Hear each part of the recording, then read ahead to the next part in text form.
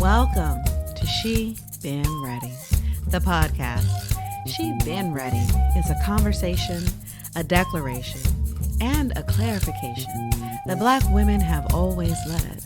On this podcast, I, Dr. Wendi Williams, educator, psychologist, leader, and auntie, will be joined by Black women who lead and those who have been led well by them. So, you don't have to get ready when you stay ready. And you can trust in the leadership of a Black woman because she been ready. All right, so welcome back to She Been Ready, the podcast. As you know, I'm your host, Dr. Wendi Williams, and I'm so grateful to be joined by Tia Williams. No relation, but possibly, right? Me, you, Venus, and Serena could be cousins. We don't know. Could be. We don't know because what happened to our people. We don't know. Yes. Tia, welcome to She Been Ready, the podcast. Thank you for having me. You're so welcome. So I'm going to get started with a question that we ask everybody who comes on the podcast, and that is, how did you know that you've been ready? So we mean ready to lead. What was the work that you were doing or engaging in that made you realize you needed to be at the helm, or that you needed to have people hear your voice and your particular perspective? How old were you? What stage were you in your career, if it's related to a job, or in your life, if it's just how you were showing up in a particular moment? So it's pretty open, but how did you know you've been ready? Well, I think that as far as like the hiking stuff goes, I've been ready for a while, but I have a problem of standing in the way of my own greatness and that other people see it in me before I see it in myself. So I was around, I guess like 37 or so. Okay. And I was looking to be more active. And I have a history of diabetes on both sides of my family. And so having been to the doctor and talking to my doctor about that, I was very nervous about that happening to me. And so like I put my activity in hyperdrive. I see. And was trying to figure out ways to be more active. Yeah. So would you, I feel like, so you and I just talked about the fact that I do send questions over ahead of time, but then I know it's going to go off. You said people realizing your greatness before you realize it. That feels like an important place to not let just pass on. You know what I mean? What do you think that's about? And have you noticed that in others in your work around hiking is healing? Is that a common theme? For me, yes. Like I've had it in other situations. Okay. I also try to support other people that I think could do the same thing. Like I want to branch out and have like trail leaders. Because I see other people being able to share with people that they may be able to connect with that don't connect with me personally. So I haven't had any issues where people don't, but I know that seeing someone that looks like yourself or maybe the same ability, same body shape or something may have a different effect working together in the outdoors. Okay. So there are, and we skipped ahead in terms of even introducing the work that you do, which is hiking is healing. And we want to talk about that. There are a lot of different types of fitness and back to nature programs aimed at women and women of color. I am a fan of Girl Trek, for example. We talked about that when we met the first time. You're thinking about even sort of cultivating leadership within the hiking is healing space, trail leaders and folks who can be representative and therefore more of an invitation to different demographics of groups who might want to join, the experience. Tell us, what is hiking is healing? How was it born? How did it come to you? I've always felt like hiking was healing for me. Like being in nature definitely resets my mood. And I feel like when I'm stressed or I'm not able to sleep or things are feeling off for me, I think about how long it's been since I've been outside and like done something outside. And so I knew for me that hiking was really healing. Yes. It started in October of 2019. I was trying to figure out a group that I could join, but I found like Black Girls Trekking. I found like Girl Trek and some other spaces, but they didn't fit around what I wanted to do, or they were on other parts of the country. So I was like, maybe I can get some friends to go with me. Okay. And then I shared it with 2 friends at the time, and they were like, I think you should really do this so we can help you make it happen. And so since then, they're no longer with the group, but I've kept going. Okay. And so when we started out, we did really good. We were right before the pandemic hit. And then pandemic happened. Nobody was going outside. I know. We didn't know where. It's so funny to hear people talking about going outside. I'm outside. Like, it's just such a big deal now. Yeah, we weren't able to do that.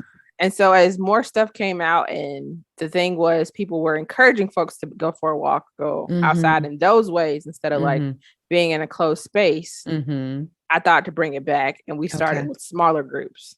And then as, you know, the conditions changed, we went back to even larger groups. And so it made it easier when you have like smaller groups to distance yourself, because hiking with a mask is very hard. You mean socially distanced? Yes. Yeah, like it is very hard.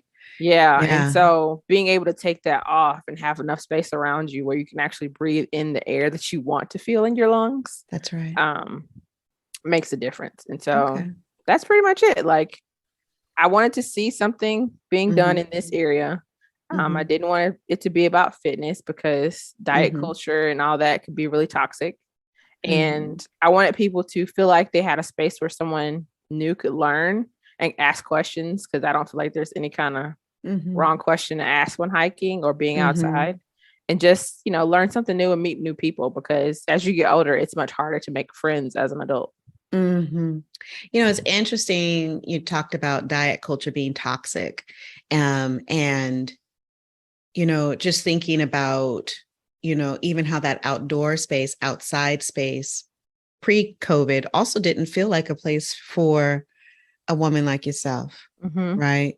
One of the things that you and I connected on was how wonderful it is to be outside. How everything you just said, I always get relaxed when I hear you talk about it, because it's true for me too.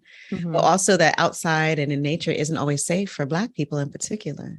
Can you talk a little bit about, you know, your thoughts about that, this idea of like these two aspects of our culture and our society that, you know, can and have and does still have the potential to distance us from that type of fitness and wellness and, you know, reset in nature. And at the same time, we need it. It's so vital. Well, there's a big push for a lot of folks to do things solo. And so, like, you know, people do solo camping, they do solo hiking, and they go on solo trips. And that's all great. Like, if you feel that you could do that, that's wonderful. Yeah. I, however, am not a fan of solo whatever. Okay. Because I do like being in community. And also, I think for safety reasons, if something ever happens to you and you're not able to get a phone signal, or you may not have a message radio that can send something out in the woods if you're deep into it, or even in another country or whatever, having someone else there is very helpful. Also, just being a woman, it has its difficulties, like, you know, having the confidence to be outside by yourself, not knowing what kind of animals you may encounter or other people you may encounter that could overpower you or do things to you, and you can't, you know, fight them off. Also, I'm a Black woman, so that has its own set of circumstances, because not only is there a terrible history for Black people in this country, but lynchings and trees have very terrible historical representation in our history. And so getting over all those things, and I present as a more masculine woman. And so I don't know, being in the South, and, you know, the big thing last year was, you know, Georgia went blue.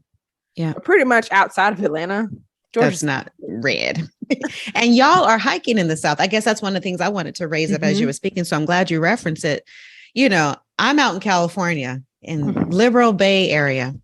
I'm not foolish enough to think that I'm super safe all the time, but I would feel very differently hiking in Georgia or Indiana, or, you know, some other place that didn't have more of the politic in my area. Yeah. I don't want to succumb to fear of people, because I am in the South. But because I've chosen to lead people in the South, I want to be mindful of the fact that you can drive around certain places in Georgia and still see Confederate flags. Yes. You still see Trump signs. You see Governor Kemp signs. Kemp is not for everybody in this state. There's an understatement right there. Right. So you can't help but go into certain spaces not knowing who you're going to encounter and what their feelings are going to be about you. Yeah. And so luckily for me, most of the people I encounter have been very friendly. I speak to everybody I see on the trail. Not everybody does that, but I say hey to everybody and good morning and whatever. And it's a nice space to be in that people actually talk back to me. Yeah. Gosh, it's such a basic thing, but it's so necessary that, being out on a trail. One of the things I told you is that I do like to go hiking on my own. It's a great way for me to just pull my energy back to me and get some clarity and some perspective. But there are these ways in which it's also pretty precarious. And such a basic thing that when someone speaks to you and you speak to them, can, make you feel real safe, make you feel secure. And it's so small. It's a small thing that they can do that can have such a big impact on continuing to feel the benefits of that self-care out there in nature. Yeah, it can be really scary because, there's some trailheads that aren't well maintained. Yeah. And then you may not see another person, but there's somebody ahead of you or behind you or whatever. And you're hoping like they're going to come upon you and like give you some guidance if something's ahead of you that's bad, or be like, how's it been out here? Whatever. Somebody's coming up to you. Like you just want the reassurance, like this is good. Because even when you're doing like really tough hikes, somebody will say like, there's only a little bit left, or you're almost at the top. You're almost there. Like kind of rooting really you on. Yeah, no, it truly is. And it says to me, we're in this together, and for me, that is, it's a very small thing. The hi and the smile and the nod is small. That says you're good. We're fine. But even that bit more of information coming down the pike or whatever, we're in this together. And I feel like particularly in this country, it can be hard to feel like you're together with others. So when you get that out there on the trail, there's this sort of common ground space where you can have a shared experience. That really is all of it is, but it's so much in what it is. Yeah. So you have been, one of the things I think is so interesting is that, and that has come up on the show a lot, is this idea of entrepreneurship. And some of the women that I've had an opportunity to talk to about how leadership manifests in their world and in their work, life purpose work, but also their job. And oftentimes they have seen their employment space as a place that they could not fully actualize this idea that they had of their leadership, but you have. So you've been able to make that connection between nature and the healing opportunities for women, particularly women of color, and your work. Can you share with us a little bit about like what your day job is and sort of how you came to sort of merge these things? I guess the reason why I really want to tap into that is because we have a culture of overwork in our communities as well, right? And hustle culture and doing, and you have your 9 to 5 and your 6 to 10. And it's like, when are we supposed to rest and really reap the benefits of, what our ancestors put down for us? And so I really appreciate the way that you've been able to integrate something that is a real passion for you and do it in within the context of your professional life, and that it still happens there in a way that's authentic and true to you. You found a nice sweet spot, and I feel like that we need to reinforce that too. I'm very lucky. Yeah, you are. I also have an amazing boss. Well, like my helps, supervisor. Right? Yeah, my supervisor is very encouraging. When I came to the center, because I work at a women's center, I work on a college campus, and as I was learning my new position, I was finding out the different types of women that we focus on in certain aspects of like the programming we do or the type of initiatives that we start. And so I've always considered myself a quirky Black girl. I'm a blurred, a Black nerd for those that don't know. We stand united. And so there was just certain things that I'm interested in, and it helps the work if you're also interested in what you're doing. And so I suggested to my boss at the time, like, maybe we should do a hike, or maybe we should get ourselves moving, because that was also an initiative of Emory. Was we had started the Move More Challenge. And so it was an incentive for people that work at Emory to get outside and move more and challenge each other and do it in community if they wanted to. And so I was like, I think we should add on to this initiative by having a hike at the center. And so my boss suggested that we do it dedicated to Harriet Tubman, because we were approaching our Women's History Month, which is March. And we hold Harriet Tubman very highly in our center. And one thing that people don't know is that Harriet Tubman was a naturalist. And so she knew about nature, and she knew about birds and, you know, the wilderness and things like that. And so that's that's not what people talk about. They talk about the fact that she freed slaves. Like, that was a amazing accomplishment. But how she did it was not because she was a naturalist and she understood nature and how to be in it. Yes. And so I started researching different state parks around here, because I don't think people utilize the state parks as much as they should. Okay. And found a state park that has the remains of a mill that was burned down.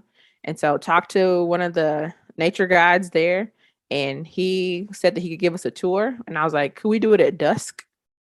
And so I wanted people to get the feeling of what it may have been like to be on one of her trails. And so that's really how it started. We started with the Harriet Tubman hike, and it went amazingly well. I had a wait list so long. I took about 40 people. 40. And that was not even touching the wait list. And so kids were there, community members, students, staff, all of it, to talk about the mill's history, also to talk about Harriet Tubman and her work, and also just to talk about like what it felt like for them to be out there. And it was beautiful. So we have a mutual friend. That's how I learned about you. And, you know, our girl I do not envision her in nature when I talk to her. So when she said, I went on a hike, I said, you did what? I'm the granola one in our friend group. You know what I mean? So my interest was piqued, and she told me about the Harriet hike. And she told me, you know, it was so, the way she described it was so intimate, the way that you laid it out. And I know that there's this way in which you're thinking about crafting and cultivating an experience that really is, what would we say? Authentic, but also speaks to people. It's not just even about getting into nature, if you're honest, or at least not when I listened to you and when I listened to our friend, there was something more happening there. What are you trying to do with people out there in the woods? I want people to feel as happy as I do. Yeah. And I want them to feel at ease, because there's a lot of aspects of being outside that are not great. You know, there's animals, there's insects, you sweat, and it's a lot of exertion. And so like, if you're not prepared, you're not going to really like it. And so first and foremost, I try to give as much information up front as possible. Okay. Like, this type of hike, like, it could be easy. It's going to be this distance. You should be able to do a mile in 30 minutes to 45 minutes at a steady pace, that type of thing. This is what you're probably going to see. You're going to walk by a creek, or our destination is going to be a waterfall. So I want to give as much information as possible. But I also start off when people join the collective is I want us all to have a good attitude. Okay. Because your attitude sets the tone in a lot of ways on how you're going to view it. So like, if you think this is going to be bad, it's more than likely going to be bad. Yeah. Yeah. And so I tell people, I want everybody to finish, but I know everybody's not going to finish at the same time. Even I struggle, and I go hiking regularly. And so don't think that we're thinking any less of you. You go at your own pace. We're going to stop, take breaks. Everybody needs a break. It's not a race. And so we enjoy getting there. And so as you're getting there, and because I like hiking in groups, people kind of couple up together, or they group together, and they meet each other. And they get to know people, and it eases the tension of coming into this space, one, not knowing who may be there, not knowing the area. And so meeting new people, doing the same thing together in a space where you're still figuring out together, kind of makes it better for me, I think. Yeah. It almost, sorry, go ahead. I'm just going to say, and so like, I don't know if it's something that I think a whole lot about. I just know that I want the best for everybody. Well, I want to just say what I hear and what you just said. I'm an educator. We're in education. So you've sort of, in the preparation on the front end, acknowledge what are going to be some of the experiences or points of this experience that could make it difficult or challenging for folks to connect with it. And so then you actively have tried to address them, in some of the ways in which the hike is set up. You talked about the Harriet Tubman hike, though, which is sort of including and engaging history, a story, really trying to take people back to a moment that none of us know, but we can try to create because we're under the same sky, for example, and we're in a similar type of setting that we could imagine and really be embodied in a space and imagine what it might have been. The timing of day is so huge when you think about what you did with folks there, because the insects are out. And, there's a lot of elements where you start to really think about what it must have been like and what types of things had to be prioritized and minimized in order to allow both, our ancestor Harriet Tubman, but those also who were also seeking freedom and had to trust her. What that was. You're saying, I know that not knowing exactly what's going to happen, it can be concerning for folks. So I'm gonna let you know we're going to get to a waterfall, but she couldn't tell people that, right? There are ways in which she had to keep some things to herself because as a leader, it wasn't safe for her to, and for the whole group to, in terms of identifying and letting people know, making the route known beyond that space. I just find that really powerful. One of the things that you said when we talked about was like thinking about how to expand that opportunity for other groups of folks, particularly those who are feeling marginalized in our everyday worlds. Can you share a little bit about sort of like why you think that's important? Why do we need to be thinking about racial and sexual and gender identity affinity in these spaces? I get it in the South, Harriet Tubman, anti-slavery, I get it, but it's not always black and white. And I feel like you've done something really powerful with your work to really expand and extend. And I'd love for you to share that with our audience. Well, I think it's important because as a Black woman, like I know there's not a lot that is catered to me. And so I know like what my experience is like. And so I can only imagine what someone like me is going through. And then I try to think about other marginalization that happens that I'm not aware of. And so I do personalized hikes because not everybody is comfortable being in space with other people, especially people that they don't know. That's right. And so I've been learning ecotherapy as a way as nature to be a therapeutic tool for people and to do counseling and things like that. And so I want people to feel like they can gradually get better or get to know the space better or the experience better. And so that's something that I'm very intentional about is I know everybody comes with their different types of circumstances and why they're there. And so for everybody that's new, I try to have a conversation with them on the hike or on the front end before we get started to help them feel more safe, more comfortable. I only do the group with women. Men can come occasionally, but I don't want it to make it a standard kind of thing. And I do it just with women because there's a lot of trauma in this world.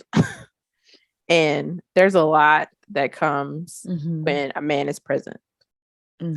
Sometimes men can overpower the conversation, or you can unconsciously lend to them leading. And some people, and men may not even know it. But I know we sometimes just do gender. it. It's like, that's how, things are structural and systemic. It's not about one-to-one, you and I. It's us doing things because it feels natural. And before we know it, we're in something that we didn't realize we were doing, even sometimes when we've tried to fight doing that.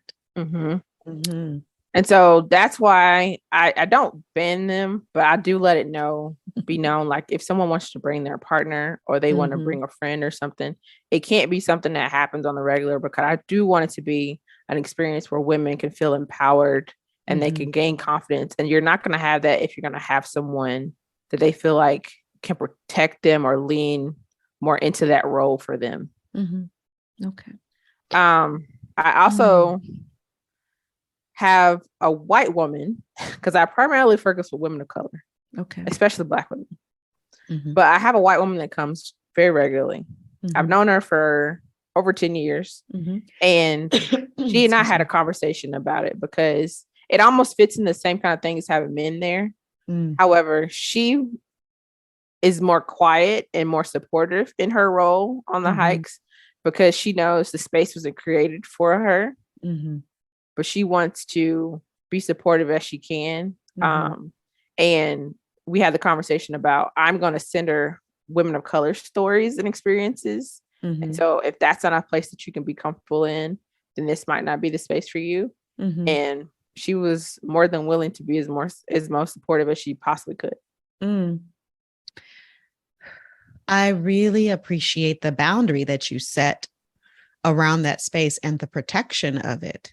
So when I think about leadership development, part of what happens for me is I think about the things that I want to do for others. I first must be able to access those for myself. So if it's through like our, authenticity or boundaries or protection, like those are things that I have to embody with me first. Do you feel like those have been boundaries that you've been able to set for yourself with others as well, in terms of making sure that the spaces are protected and supportive of you?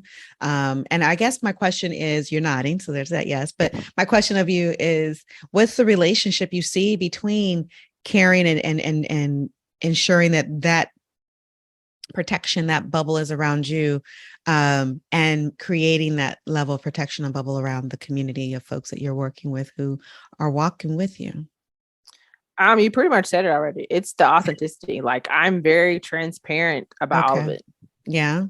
How so? Give me an example. So there's some places that we'll go that it's also my first time going to as well. Okay. So I don't want people to think like I know everything. Here before. She knows all the routes and the trails and the water. It is not that. This is the place that I think, and I've researched that I think could be good for us. And so we're experiencing this together. Sometimes trails aren't well managed. And so the markers that you look for, or the road or the path that you're seeking, may be covered up. And so I'll go ahead to make sure everything's good. Yeah. And let them know, like, we have to backtrack. I'm sorry. Like, we need to go this way. And so I'm very upfront about, I am also learning this path. Things don't come my way as I would like them to. And this is what I'm telling you. And so I also let people know, like, I'm struggling right now. I may need to hang back a little bit, but I will catch up. And if you want to pause with me, that's okay. Or you can keep going. I know that we're going to go straight for about this amount of time. And then if we get to a place where you have to turn left or right, I'll be right behind you to give you the next direction. Sis. So there is so much that's so powerful right there in terms of your practice as a leader.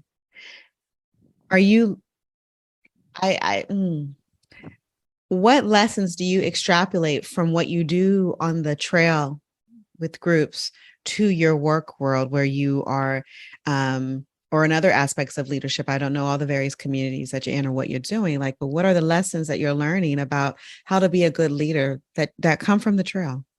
And vice versa, are there things that you're taking from and out in community that you bring onto the trail?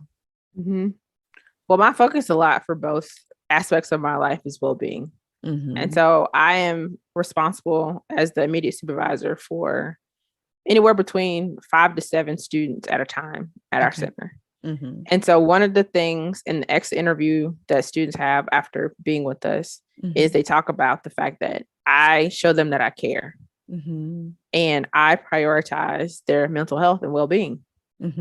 Same thing goes for the hike.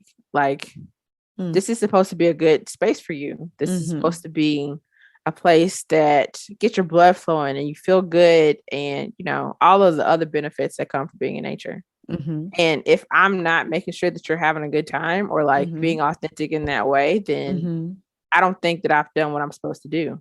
Same with my students. Like, yes, you're students. That's great. School comes first. You need to go to class. I can't make you go to class. I want you to, though. Yeah. But as I said, my boss is amazing. One of the things she stresses, and I stress also, is we are people over profit. And so we're not doing our job as their supervisors if they're working themselves to the bone. They're not taking care of themselves. They're not sleeping. They're having bad relationships with not only their boyfriend, girlfriend, their friend, whomever. And we get to know them every single week. Every single week we have a staff meeting. We talk about, how are you feeling? How are you doing? And that is an actual genuine question. I know that it gets asked often and people might not want to know the answer, but from week to week, I know exactly how my students are feeling and what's challenging them. And so also goes for my hikes. Like I start off like, welcoming everybody, getting everybody to introduce themselves. How are they feeling this morning? Because it usually happens in the morning. Like, are you in a space where you want to connect, like talk and stuff like that? Like, I want this to be a good time for you. And if you're not feeling the best, we'll leave you be. But we want to make sure that you're okay in this space with us. One of the things that I heard when you were talking about how you orient with folks on the trail is this sort of willingness to not impose on them. So what you said about knowing, so there are some assumptions about leadership that I think I heard you saying that kind of, that you were in dialogue with or not playing into, I should say. So like one of the assumptions about leadership is that the person in charge knows the most. Well, maybe, but also maybe sometimes we're on journeys together. And I'll do my part in terms of identifying a trail and having a general sense of how it moves and how it is so that we can be okay. But I will not have had previous experience with that trail. So the actuality of being on it and what nature has done in the meantime and whether or not that trail has been well maintained will dictate what that experience will be like for us. And so there's that willingness to go together with folks as opposed to always feeling a sense of domination or in charge from the position of knowing more than everybody else. You take a pressure off of yourself, an unrealistic pressure, because it's not possible for all of us to know everything compared to others. But the other thing that you said that I really appreciated was the room to let others guide and or to not thwart their development and their expansion or their extension by virtue of what your limitations or abilities were in any given moment. So you said, sometimes I might need to hang back.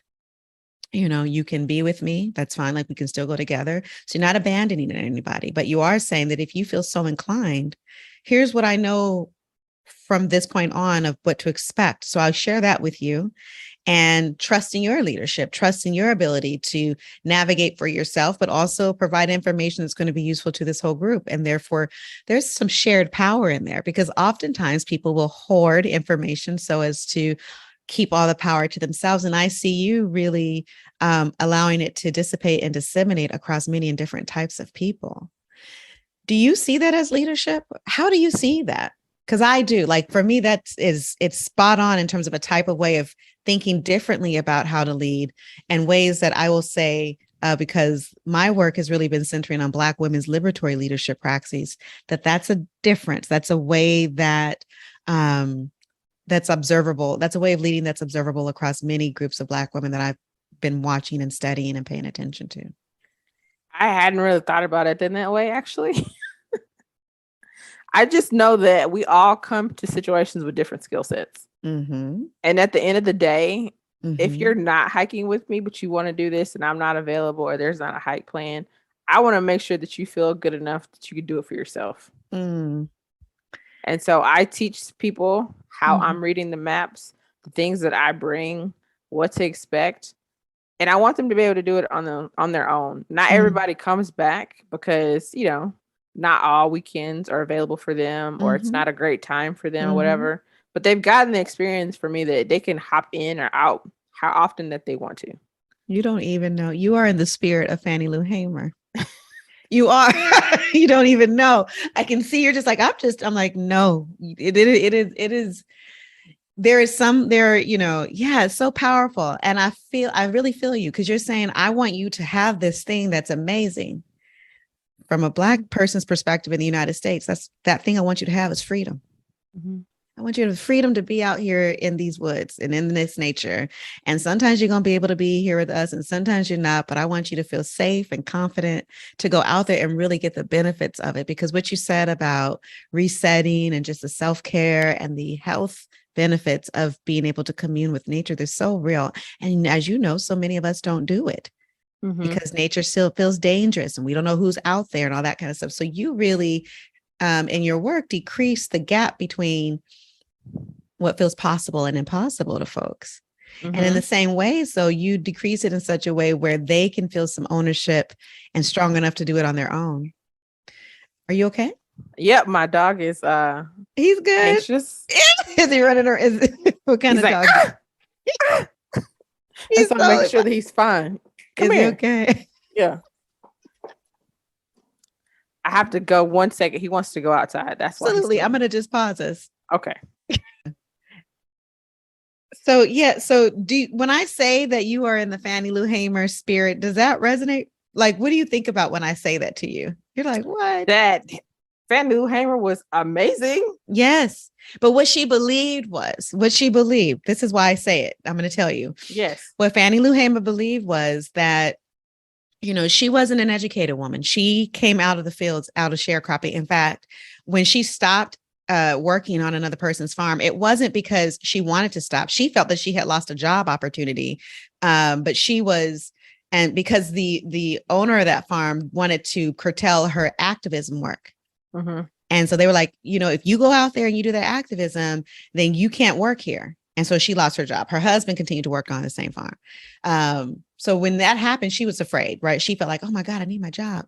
And so when she was out there, you know, activist for races, you know, for Black people and equity and human rights, because she was one of those first people to see that the experiences of Black people were that we were being treated inhumanely. And so we had to always fight for everybody's rights all the time, no doubt.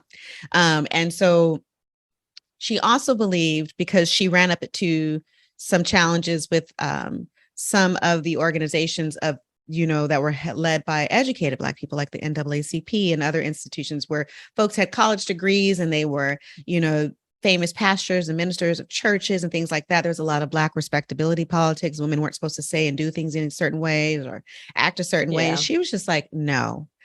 That's the part I do. Yeah, you see, you got that energy. You see what I'm saying? Like, you have that. And so she wanted people, she felt that everyone had a right to have the microphone in their hand and to be heard, because everyone had a perspective that fed into this movement, and that you know, it didn't have to come off in polished language by the folks with the PhDs or the women who were married or the people who had a certain social or cultural class, but rather, you know, if you experience is that your dog? Yep. Go get him. So yeah, so that's why when I hear you speak, I think of Fannie Lou Hamer and the fundamental ideas that sort of guided her activism and her, you know, just her movement work. It was all about the grassroots directing things and regular old people who were directly experiencing the harm, being and having a role in leadership and not being led by folks who had some privileges that kept them away from some of the issues that were at hand. So when I hear you speak and you know, the way that you talk about like your lack of preference or preoccupation with being in front or being seen as a leader, but rather holding that space, that is for me is a leadership practice that I've seen by studying Black women's leadership. That's what my shtick is. That's what I'm interested in. And so you're doing that. Like, and what I find interesting too, is that many Black women don't realize or see how they lead as leadership, which is for me, the sadness, because we actually need more leaders who lead like this. It actually creates more leaders, which is what we need. So anyway, what do you think about all that? I know I just went on a whole lecture. It makes me think about the mentorship stuff that I've done in the past and how it's been featured a couple times. What is the mentorship you've done? Just mentoring different Black students over the years. My last mentee just graduated with his social work degree, actually. Oh, wow. A friend of ours introduced us a few years ago. He was getting ready to go are thinking about going into student affairs, and his perspective was something that resonated with our mutual friend, and was like, I think you should talk to Tia. Okay.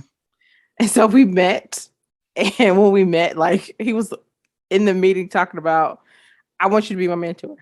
I was like, that's not what I came here for, but you know, he was determined, like, yep.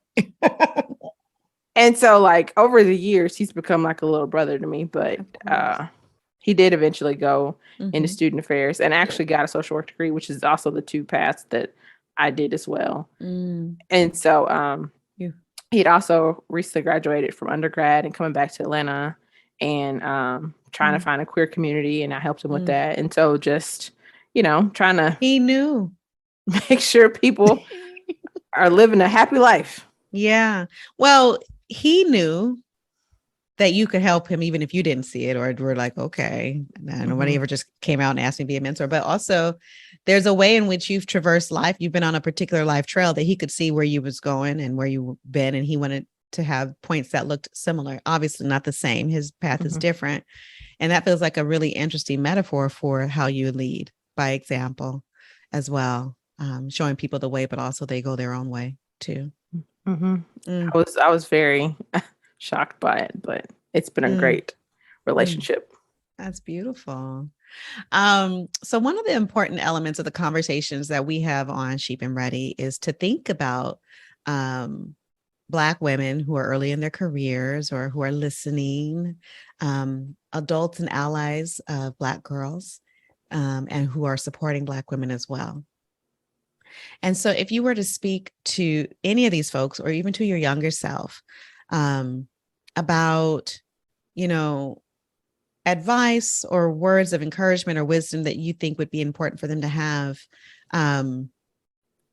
just as, you know, especially as we just talked about your mentee, you know, and the kind of things that you feel are important to share it with folks who are coming behind you. What are some of the ways in which you would advise them or share wisdom with them about this journey, leadership? One thing that comes to mind is Black people are not a monolith. One of the things that I want to do with hiking is healing is change the face of the outdoor industry. There's a lot of stuff that people say that Black people don't do, or Black people believe because they have not seen it. And that's just because they haven't been represented. So don't believe that just because you don't see somebody doing something that you can't be the one to do it. There are a lot of firsts out there. Unfortunately, they're still happening. We're not in all the spaces we should be. But, you know, you could be the first to do something, and it's okay if you do. There's going to be a lot of people that are going to rally behind you and support you in what you do. Some of the best relationships that you'll make might not be the ones that are made by blood. And it's okay if your life does not pan out the way that you first see it. There is no infinite time, like no definite timeline that we're going to have in this life. And it could take different turns and curves. And sometimes you may go backward a little bit. And that's okay. This life is meant to be led in the way that you choose. No one gets to design that for you but yourself. Okay. I love that. There's a lot of peace in there. And so our final question for you is, what are you up to? What's your work right now, your vision? What are you trying to manifest or make happen in the future? Things that you would like a public to know about, to support? I won a grant in the spring. What? Okay. The alumni of Emory, they got together and they put together 3 different impact circles. Okay. And so they did one for women, they did one for Black students, and they did another for LGBT students. And so they gave you all the money? They didn't give me all the money, but they could have. I got one of the grants for the Women of Emory Impact Circle. Okay. And it's going to go towards expanding the work that I'm doing at the Women's Center. Right now, I started doing Black Women in the Wilderness, this overnight retreat for Black women to go and learn different outdoor skills while building community and learning other coping skills and strategies. And this past fall, we opened it up to Latinx women. And so with this money that we're getting from the grant, we're going to open it up to women of color that are queer. And then we're also going to do it for Asian women. And so each one will have an overnight retreat in the mountains, learning different outdoor skills and building community. With Hiking is Healing, I am looking to do a camping experience for people, first timers, and people that just want to get out again that haven't really been in a long time.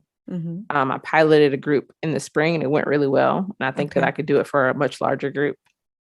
And then I also want to do a overnight weekend in Chattanooga doing hiking and learning more about the different history of Georgia in the north and then parts of Tennessee.